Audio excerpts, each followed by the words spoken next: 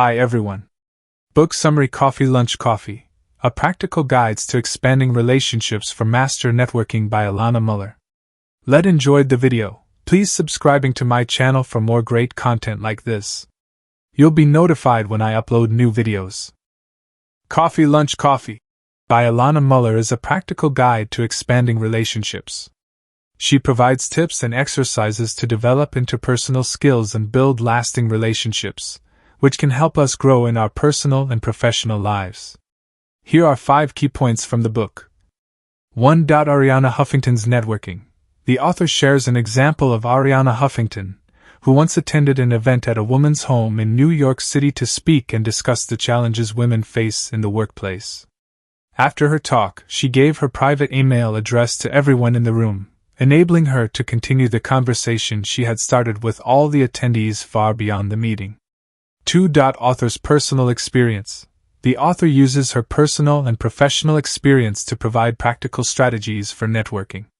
She shares her experiences attending networking events and how they have helped her build relationships and find career opportunities. 3. The power of consistency.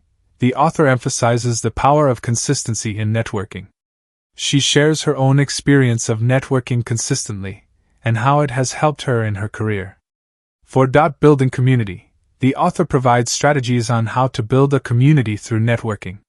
She shares her own experiences of building a community and how it has benefited her personally and professionally.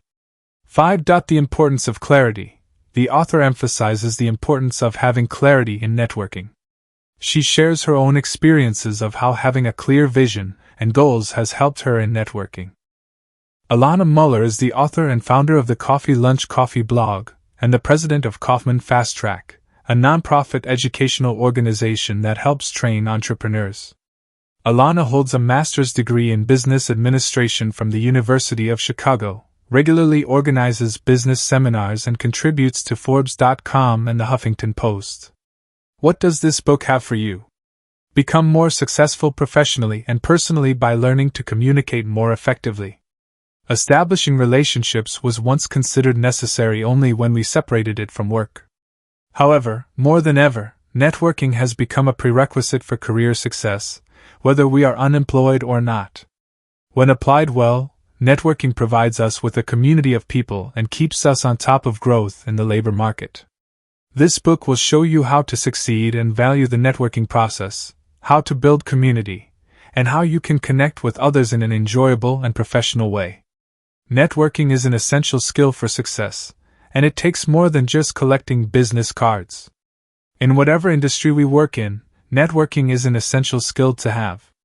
In fact, with the fast-paced and rapidly changing work environment, it is not possible for us to avoid socializing. More than just an opportunity to collect business cards, socializing is about establishing relationships and helping people. For example, author and commentator Arianna Huffington once attended an event at a woman's home in New York City to speak and discuss the challenges women face in the workplace. After talking, she gave her personal email address to everyone in the room. Doing so allowed her to continue the conversation with all those who attended the meeting deeper and beyond what a meeting would bring. To be effective communicators, we must care about those we talk, not just what they can give us. In the long run, helping others benefits both your work life and personal life. The network of relationships includes not only the number of contacts, but also the quality of those relationships. It is a skill we need to be successful in life.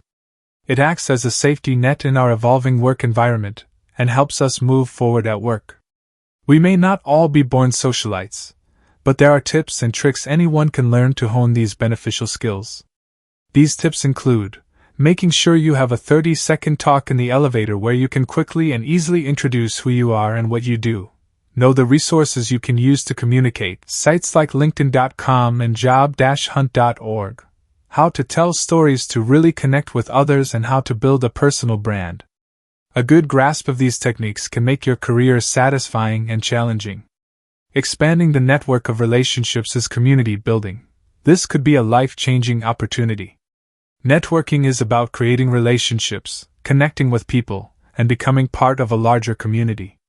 Our jobs may change, but the relationships we cultivate through our networks will last over time. Network expansion is community building.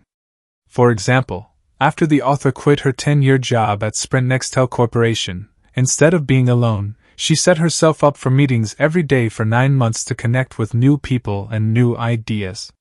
New company. By doing so, she creates a secure network of contacts. Muller's network has taught her how to adapt, monitor changes in the business world, and react to them appropriately. Her work schedule also keeps her from being isolated.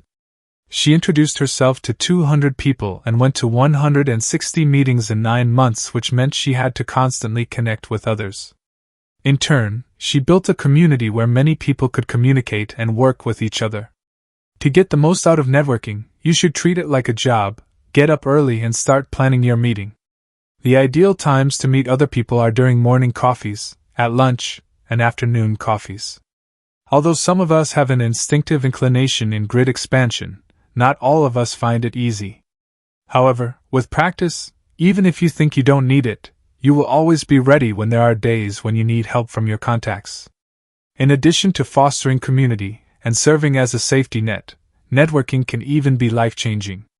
For instance, after the author left her job, she succeeded in taking on her current job as fast-track president, Kaufman, the result of 9 months of meetings. Knowing your goals and being well prepared is the only way to build a valuable network. Where do you see yourself in the next few months? Or a few years from now? Addressing these questions can make networking more effective because they help you define your goals. And defining goals helps you strengthen your network. As you consider what you want, you should prioritize long-term goals so that short-term goals can get you there. Short-term goals might include meeting people who are relevant to your field, discussing and getting ideas from them, and asking how you might be able to help them. Long-term goals may include cultivating professional and personal relationships with colleagues, getting your dream job, or making a positive difference to someone else's work. Present. Take the time to make the lists below that will help you achieve your networking goals. People you already know in the community. People you want to know in the community. Companies you want to learn about. Case. Non-negotiable. The non-negotiable list outlines the things you're not willing to compromise for your new job. This could be, for example, geographical restrictions or how one's work and family life is divided. As well as listing goals, you should also be prepared for networking, specifically your mind, body, or spirit. The mind's job is to stay focused on the end goal, which means stay focused and engaged with the person you're meeting. Your body's job is to manage your emotions in every encounter. Remember that positivity and fun can be contagious and increase a meeting's chances of success. Ultimately, it's mental responsibility to focus on long-term goals. Focus on your future plans, how you can help the person you're meeting right now, and the points you want to convey. To make your experience more engaging, start by telling a few compelling stories. So, how to make communication smooth? The answer is through storytelling, which means sharing anecdotes from your professional experience. Your story should start with an introductory email and request a meeting. How you introduce yourself here is very important. If you did not receive their contact information directly, mention who gave you their information and how you contacted them. In the email, briefly outline your work experience, and end by stating the areas you're interested in and asking if the person is available to meet. In this first email, avoid sending a resume. Instead, send your resume in the next email, upon confirmation of the meeting. When you actually join the meeting, your story should be well crafted. Bring your work experience to life and include the following. First, you should mention the conflicts you face in your work. For example, maybe you have successfully retained a customer who is considering discontinuing your service. You should also have a hero, yourself, of course, but it's also a good idea to mention particularly helpful colleagues with you. To keep your partner interested, you should also have predictions. After that fight, you can express why what you're talking about is so important. Next, your story should have a climax, that is, tell them how you resolved the conflict. After the climax, describe a transformation by telling them how you changed the outcome of the conflict. Finally, give an explanation, where you emphasize how you grew from the experience. Make sure your story is relevant to your audience, and encourage them to tell their own story. It's best to prepare your stories in advance, put them on paper, and even practice in front of a mirror. Networking is easier when you're fully focused. It's that fateful day and you're looking forward to meeting that person. So what are some helpful things to keep in mind? The first thing to note is that your mind and body should be focused and very calm when communicating with your partner. First impressions matter, so approach meetings confidently with a handshake. Stocky. Remember that the meeting should be an enjoyable event and something you have been looking forward to. Make sure you have a specific process. Agree on a time and place that works for both of you and come prepared with the key points and key messages you want to convey. Also make sure you get to know the person you're meeting before going to the meeting. Have some questions for them, such as, what is your company aiming for? What are your responsibilities? How did you join the company? How has your previous work experience supported you in this position? Listening is important. Pay attention to your partner's answers and how they relate to your professional interests. Listening helps keep your body and mind engaged and keeps the conversation flowing. So how can we control our stress levels? The following tips will help. Eye interaction. Remember to look the person you're talking to in the eye and avoid looking away while you're talking. If you feel that your nerves are being overloaded, you are sweating and gasping for breath, consciously adjust your breathing to slow and deepen. This has a soothing and cooling effect. It is important to limit hand movements. So if you have nervous hands, focus on eye contact and your hands should move in a natural way. You can also fold your arms to limit their wiggle. Controlling these reactions will make you look more comfortable and help you connect with your partner. To succeed in the networking arena, you need an impressive resume. A profile with outstanding personal information is the complete picture of how you present yourself to others. Paying attention to every aspect of that portfolio helps you stand out from the crowd. Simply put, a profile becomes more competitive when networking skills are mentioned. Your resume should include a cover letter, your business card, your resume, and your bio. The main self-introduction should last about 30 seconds. This is your chance to promote yourself. Use a 30-second time frame in an elevator or while walking between rooms with someone. During this time, tell them a little bit about you, your career history, and your goals. Next, you should always have your business card on hand. You might even consider having a personalized business card that addresses areas of expertise beyond the regular business card. Personal records should also include a resume. Make sure your resume is relevant and up to date. According to networking master Eric Morgenstern, a resume is like a woman's shirt. It should reveal just enough to seduce the other party, not give everything away. Make sure you have up-to-date and professional critical scores to attach to your resume. You'll also want to prepare a professional profile to communicate with the people you meet. Muller recommends having a concise version of about 200 words and a more detailed version of about 500 words. Remember that your personal profile should continue to expand, even after the meeting. After the meeting, be sure to write an email thanking the other party for their time and, if appropriate, a thank you email to the person who referred you to them. Remember what you learned from the meeting because recalling details from the first meeting is central to building a strong relationship. Assembling a personal portfolio in this way will help you stand out and connect with others both professionally and personally. Step boldly into the unknown. Networking takes place outside of your comfort zone. In addition to planning individual encounters, there are also other situations when we network more casually. This may seem difficult, but it is an important part of networking training.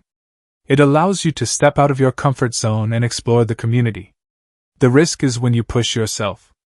That way, you'll start seeing networking opportunities you've never seen before. In fact, networking doesn't happen automatically when you're scheduling meetings. You should be prepared to turn natural situations into a networking opportunity. Laurel Tooby, founder of networking and job search site Media Bistro, is good at it.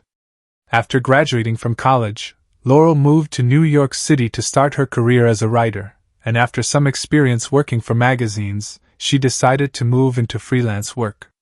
Seeking freelance work instead of isolating herself, Laurel began arranging weekly events with one of her freelance friends where they could invite friends to connect with each other and discuss their work. The simple start of meeting and networking with such new people quickly grew into a networking event. Seeing the success of this, Laurel decided to turn the concept into a job search website and a place to build a network, where employers could post jobs. If the employer can find a candidate, she will receive a commission. Laurel's idea was so successful that she was able to sell her company for $25 million. What is the lesson of the story? While not all of us will be able to turn a networking event into a multi-million-dollar business, it is impossible for us to know the opportunity that may come from other informal get-togethers, unless when we participate in those meetings. Laurel has proven to be a great successful networker because she didn't start these meetings to make money, but as an opportunity to get to know people. Persistence is the key to mastering the skill of building relationships. As in all professions, being an expert requires a lot of effort. To be a great networker, be dedicated, patient, and complete in daily activities such as meeting others, listening, following, and giving. It's important to acknowledge that networking is a lifelong undertaking, and it requires patience and a willingness to take the necessary time. Like learning a language, you have to put in the necessary time if you want to become fluent. In other words, you should always be ready to learn and gain knowledge from your contacts. Searching and asking questions is important as this often helps with learning new things. Questions can be trivial, such as asking vacation destinations or how to use the camera's aperture, or more important, such as how can you help someone at work company you want to work there.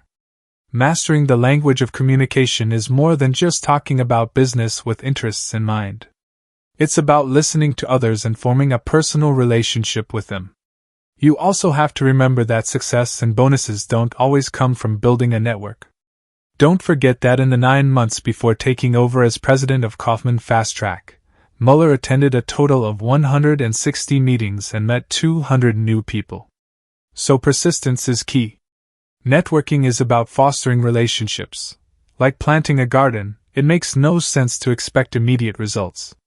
Relationships take time and focus to develop. As a long-time student and networking practitioner, you should be looking for ways to connect with people and be ready to never stop learning.